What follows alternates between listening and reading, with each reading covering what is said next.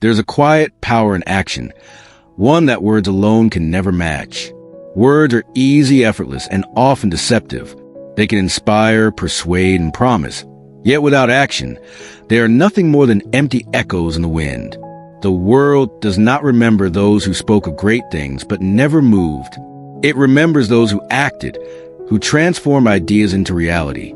Centuries ago, in ancient Greece, there lived a philosopher named Diogenes, known for his radical honesty.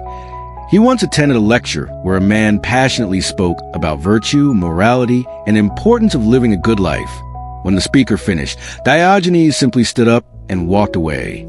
Confused, someone asked him why he did not engage in debate. He replied, "I would rather see a single act of virtue than hear 100 speeches about it." His words were cutting, but his point was undeniable. Wisdom, morality, and ambition mean nothing unless put into action. Psychology offers a fascinating insight into why people often talk more than they act. There's a concept known as moral licensing, where people feel satisfied merely by talking about good deeds. Declaring an intention gives the illusion of progress, tricking the brain into believing that the first step is enough. Likewise, cognitive dissonance plays a role. When actions and words do not align, the mind seeks comfort by justifying an action rather than correcting behavior. This is why many announce their dreams but never pursue them. It is easy to say, "I will start tomorrow," than to start today. Philosophers throughout history have understood this illusion and warned against it. The Stoics, particularly Marcus Aurelius, believed that action defines character.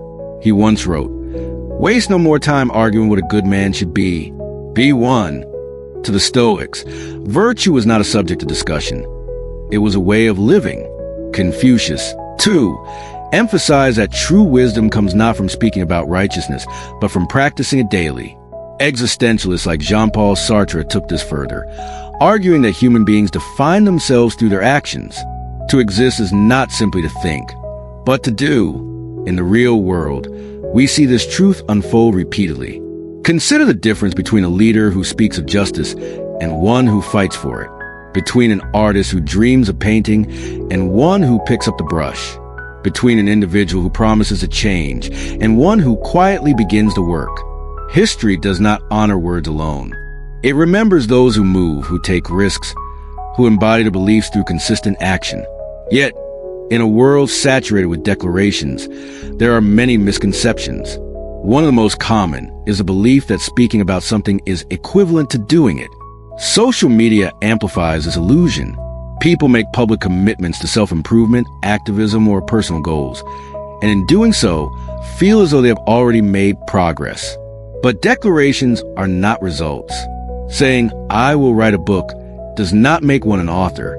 Saying, "I will change," does not transform a person. Change happens only in the quiet, unglamorous moments of action. There is also the pitfall of overanalyzing. Many people delay action because they seek the perfect conditions, the perfect plan, or the perfect time. But action does not wait for certainty. It thrives in movement, in trial and error. Perfectionism, more often than not, is a mask for fear. The truth is, no one needs a perfect words, the perfect strategy, or even the perfect confidence. They only need to begin. And so, the challenge remains. What is one thing you've spoken about for too long, but never acted upon? What dream, decision, or change has remained in the realm of words? The world does not change through speech alone. Your life does not transform through promises. It is action, small, imperfect, but consistent, that shapes reality. So whatever it is, do it. Not tomorrow, not when the conditions are right, but now. Because in the end, it is never words that define us, but what we do.